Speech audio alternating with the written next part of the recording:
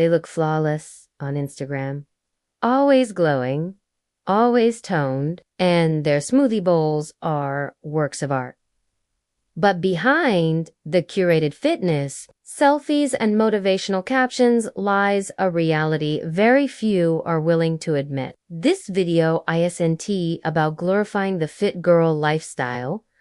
It is about exposing the hidden pressures, silent battles, and emotional tolls that come with it. Many fit girls are silently battling body dysmorphia, even at their physical peak, cutting carbs, skipping meals, extreme fasting, all branded as biohacking or clean eating. You tell yourself it's for performance, for clarity, for aesthetics. But deep down, you're terrified of food. You track every bite, earn your meals with workouts, feel guilt with every indulgence, and when binge episodes happen, and the shame hits hard, slowing down, eating intuitively, skipping workouts.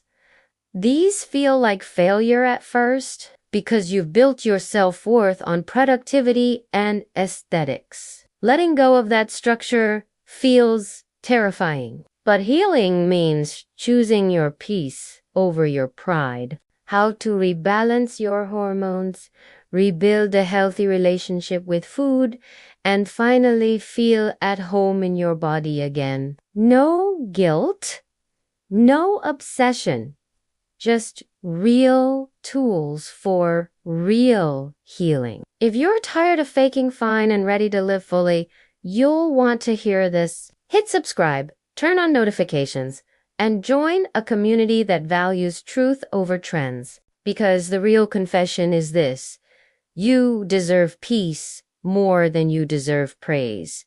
And now, it's time to claim it. It means unfollowing triggers, resting even when the guilt screams, and learning to love your body without conditions. This is not weakness. This is revolution. It's reclaiming your health, physical, mental, emotional, from a culture that profits off your pain. And it's choosing to be free over being admired. But no one talks about this because it's dressed up in fitness lingo. You are waking up. What once served you, strict routines, clean eating, perfectionism, may now be suffocating you, and it's okay to evolve. Your worth is not in your waistline. Your value isn't measured in macro. Real health is not how flat your stomach is. It is how kind your inner voice has become. This video wasn't meant to shame, but to set free, to open a door to compassion, to healing, to real connection with your body. It's not called an eating disorder. It's called a shred phase. But starvation in a sports bra is still starvation. You hit your goal weight, you get the 6, you fit into that dress, and yet the mirror still whispers, not enough. Irregular periods, extreme fatigue, hair loss, insomnia. These aren't just random symptoms. They're warning signs. Your routine becomes so rigid that spontaneous dinners with friends, date nights, or family brunches feel like threats to your progress. Your life revolves around macros, workouts, and morning routines. And slowly, you disconnect. People stop inviting you, or you stop showing up. You feel unseen, unless it's in likes and comments. But those don't replace real connection. You may look connected online, but offline, many fit girls are profoundly alone, craving deeper bonds beyond gym talk and pre-workout brands. Overtraining and undernourishing wrecks your endocrine system. Cortisol goes up, estrogen crashes, progesterone vanishes, People say, I wish I had your body or your goals, but inside you're crumbling. You feel like a fraud. You're exhausted, anxious, and secretly miserable. You scroll past images of your own body thinking, I wish I still looked like that, even though it was taken just weeks ago. This perfection becomes a prison. You can't afford to gain weight, take a break, or be human, because your identity is tied to your physique. And that identity is always one meal or missed workout away from collapsing. You lose your cycle, your libido, your emotional stability. Doctors might brush it off. You read just stressed, but your body is screaming. Fitness should bring balance, not burn you out. But in chasing aesthetics, you lose the very vitality fitness promised you. Healing requires more than rest. It requires rethinking everything you thought was healthy. Why?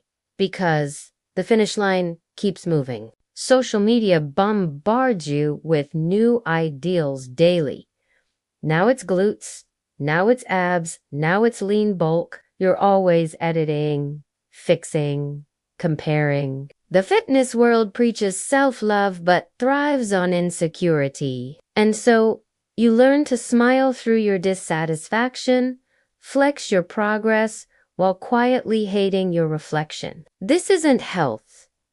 It's war disguised as wellness. From obsessive calorie tracking masked as discipline to anxiety attacks after missing a single workout, we're lifting the veil on the 7 raw, unfiltered confessions most fit girls never talk about, but desperately wish someone would. If you've ever felt like you're failing despite doing everything right, or felt ashamed of feeling exhausted, anxious, or empty even while looking your best, you're not alone. This is the side of fitness nobody glamorizes, and it might just be what saves your health, your peace, and your... Let's start with the first confession. Fitness can become an addiction in disguise. It starts with healthy habits, morning workouts, clean eating, protein shakes. It feels empowering, but then something shifts. The workout isn't optional anymore. It becomes punishment for the cookie you ate the night before. Rest days feel like failure. You're chasing endorphins, but what you're really craving is control. This isn't fitness anymore. It's fear in yoga pants. The body might be getting stronger, but the mind is quietly breaking. And the worst part, social media praises this obsession. The more extreme you are, the more disciplined you're seen. But discipline without compassion turns into the second confession. Confession 3 is a tough one. Disordered eating is often normalized in the fitness space. The fourth confession, many fit girls are struggling with hormonal chaos. Confession number 5. Loneliness. You'd think being in the fitness world means community, but the reality is ...